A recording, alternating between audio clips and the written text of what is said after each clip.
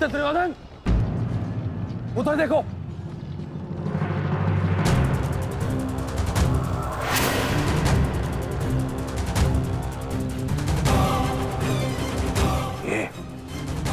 ये पांडव एक साथ उसी ओर जा रहे हैं जिस ओर मित्रकर्ण गया है, अर्जुन के पीछे। अवश्य कोई योजना है, अवश्य कोई योजना है। मुझे कर्ण की सहायता के लिए उसके पास जाना होगा। अश्वत्थामा, मित्र, तुम्हें क्या लगता है इसमें पांडवों की क्या मंशा है?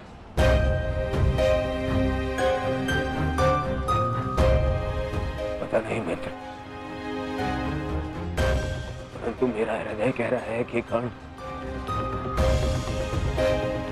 किसी संकट में है। मुझे जाना होगा। सारथी, चलो। आज जो हो रहा है वो तुम्हें अनीति लग रही है कर्ण? स्मरण करो, जो तुम सबने मेरे पुत्र अभिमन्यु के साथ किया, क्या वो नीति थी? क्या वो धर्म था? उस निहत्थे पर तुम सबने निर्दयता से प्रहार किए। उसकी मृत्यु को कठिन बनाकर तुम सबने मनोरंजन किया। वीरथ और शस्त्रहीन अभिमन्यु भी था कर्ण। क्या तुम सबने उसके साथ न्याय किया? यदि वो अनीति नहीं थी तो भला ये अनीति कैसे हो सकती है कर्ण? परंतु मैं अभिमन्यु का पिता हूं। मैं तुम्हें एक घड़ी का समय देता हूं कर्ण। सज्ज हो जाओ।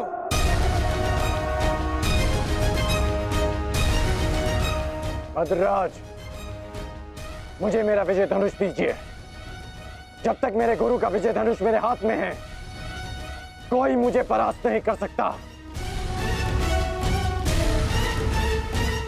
शीघ्र कीजिए।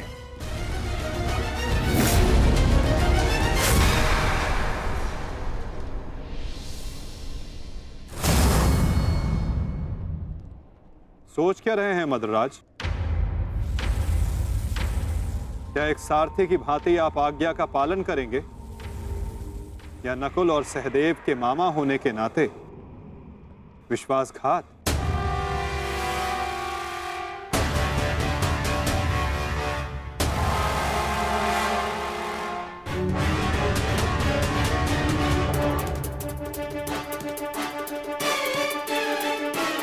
नहीं अंगराज, मैं तुम्हारी आज्ञा का पालन नहीं करूंगा। ये तो तुम्हारी करनी है अंगराज। एक महारथी को तुमने अपना सारथी बनाया, उसका अपमान किया, इसका दंड तो अवश्य मिलेगा।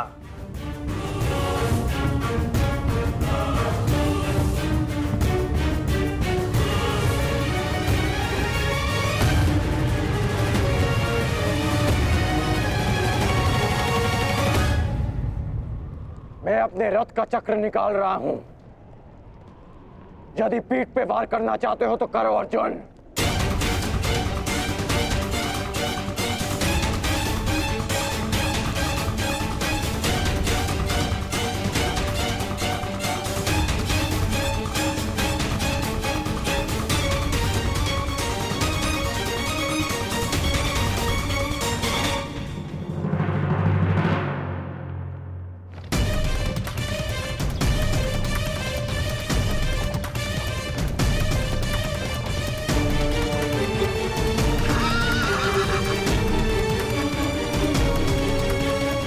सारथी, उसको पांडवों का रथ उसी ओर जाना। चलो।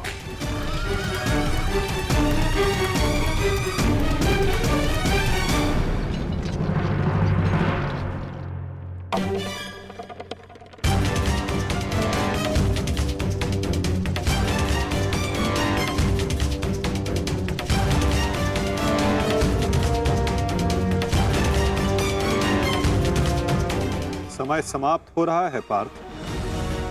सूर्यास्त होने वाला है। कर्ण को अंतिम चेतावनी दो पार्थ।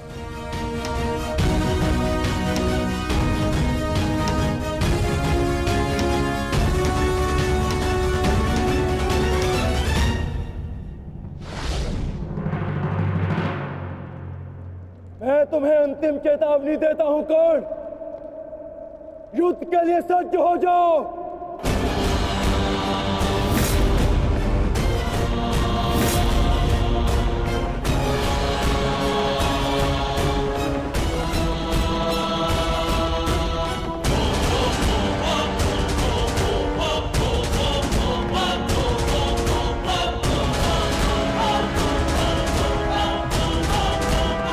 भद्रराज, मुझे मेरा विजय धनुष दीजिए। चेतावनी का समय समाप्त हुआ पार्थ। बाण संधान करो।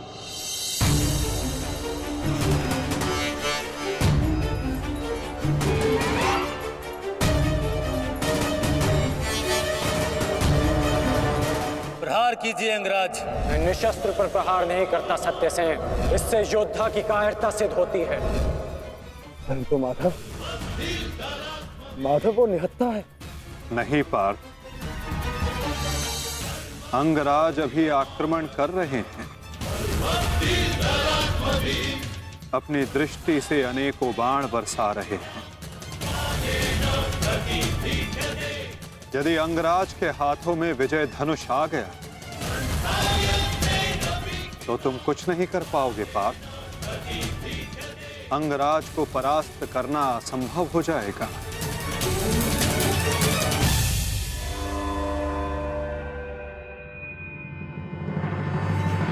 प्रहार करो पार्थ, प्रहार करो।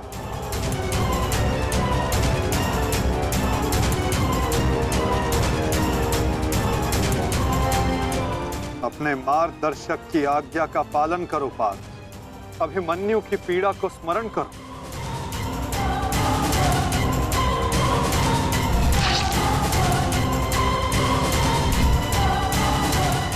प्रहार करो पार्थ, प्रहार करो।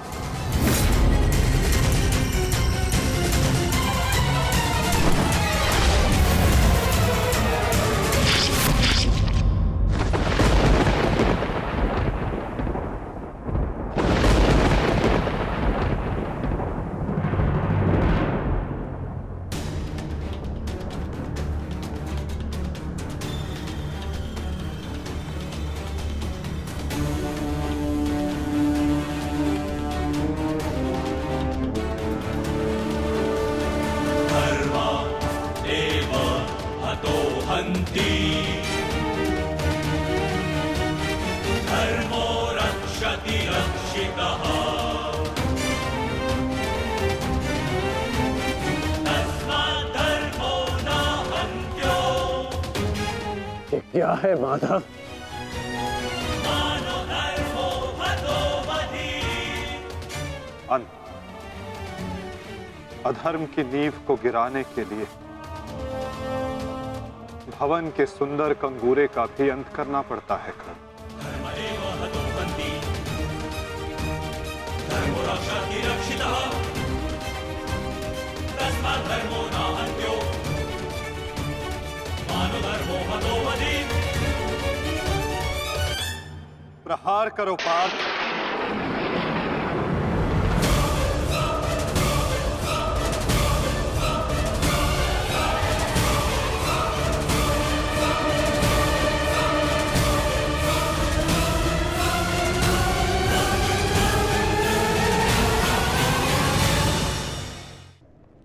प्रहार करो पार्थ।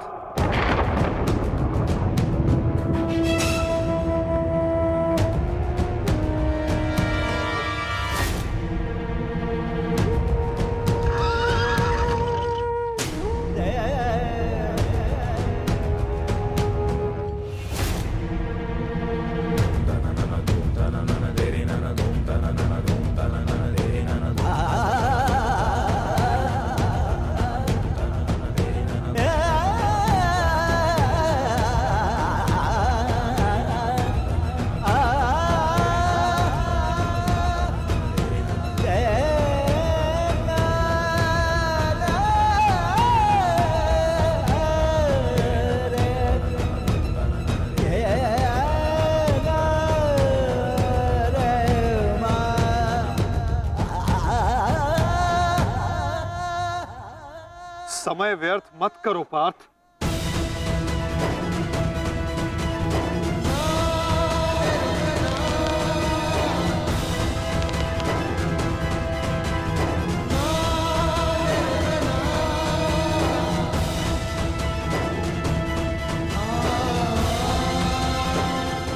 प्रहार करो।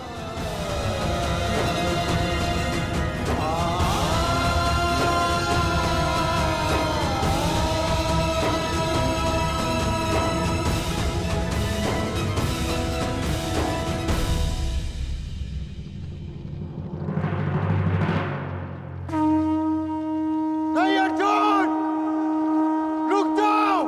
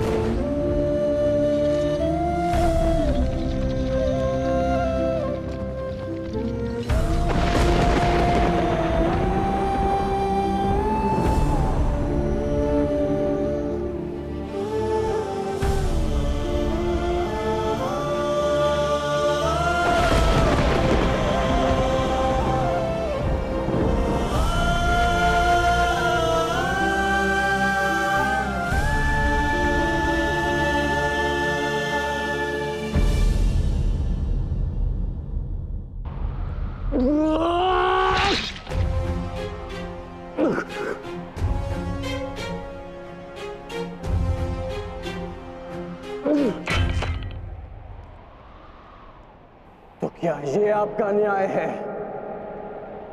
क्या इसीलिए आप मुझे मोरपंख हो जाने के लिए कह रहे थे? उत्तर दीजिए, उत्तर दीजिए, उत्तर दीजिए, उत्तर दीजिए।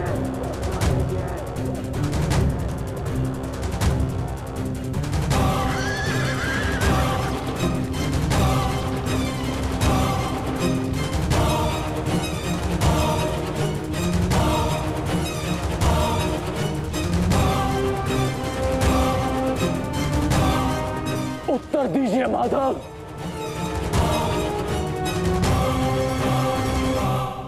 उत्तर बहुत लंबा है कर्ण, और समय बहुत कम।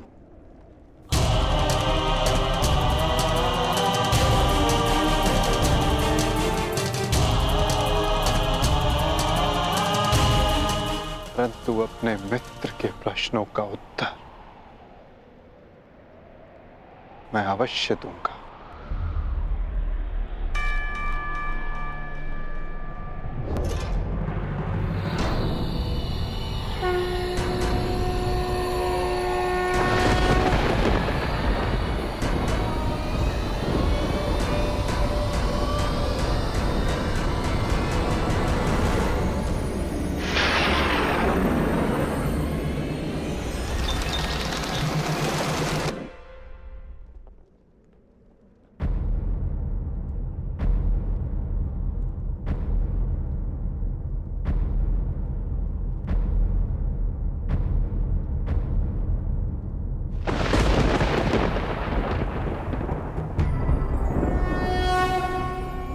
यदा यदा हि धर्मस्य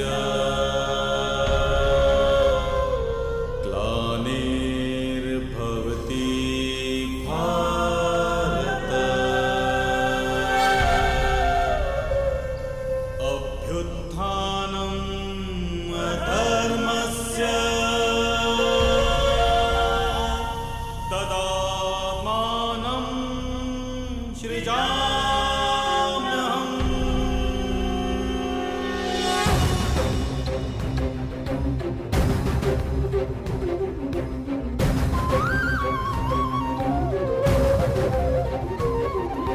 यदा यदा हि धर्मस्य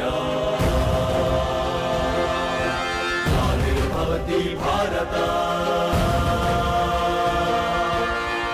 उत्थानम धर्मस्य तदात्मानं सृजामि। कुछ प्रश्न ऐसे होते हैं मित्र जिनके उत्तर सबके सामने नहीं दिए जाते, जो केवल आत्मा से आत्मा को मिलते हैं। अब समय थम गया है, पूछो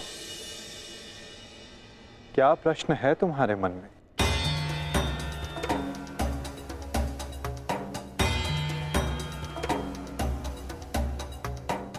आप तो सारथी हैं ना, अपने रथी का मन पढ़ लेते हैं, तो पढ़ लीजिए। मैं पहले भी कह चुका हूं मित्र, मुझे तुम्हारे मुख से सुनना अच्छा लगता है। तो सुनिए, बताइए माधव, ऐसा क्यों होता है कि जो परिवर्तन की चाह रखता है उसे समाज का क्रोध क्यों सहना पड़ता है? समय तो स्वयं बदलता है ना, तो वो परिवर्तन का विरोध क्यों करता है? परिवर्तित होना समय की प्रकृति है मित्र, और परिवर्तन का विरोध करना अधिकतर लोगों की प्रकृति।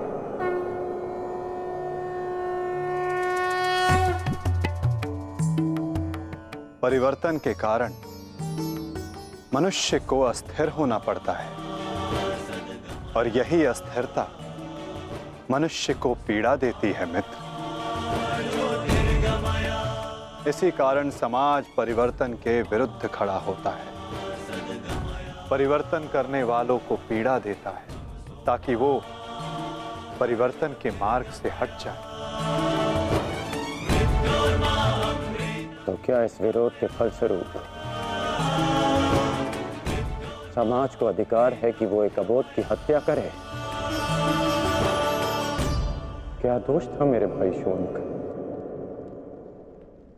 यही कि उसने वेद पाठ किया, उसके लिए उसके मुख में पिघला स्वर्ण भर दिया गया।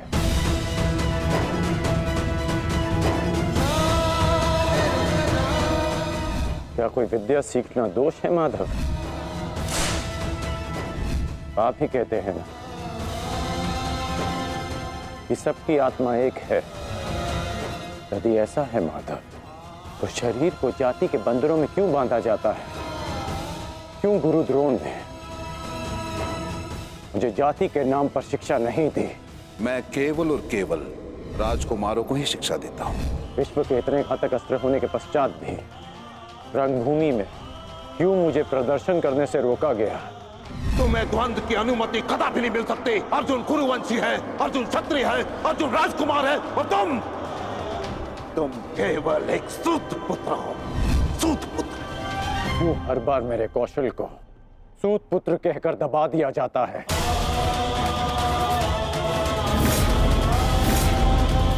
ठहरो, मैं एक सूत पुत्र से विवाह नहीं करूंगी। बताइए माधव, क्यों होता है मेरे साथ ऐसा?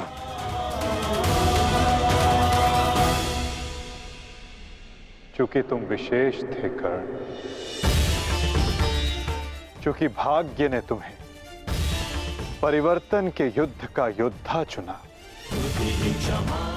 और जो विशेष होते हैं उनकी परीक्षाएं भी विशेष होती हैं।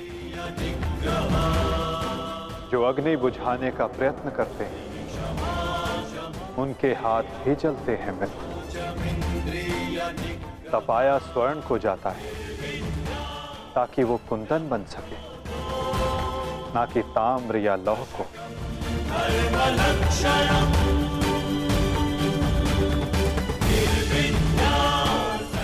मेरी दृष्टि से देखो मित्र, आज तुमसे बड़ा पराक्रमी, तुमसे बड़ा शूरवीर और कोई नहीं मेरी दृष्टि में। अर्जुन भी नहीं मित्र।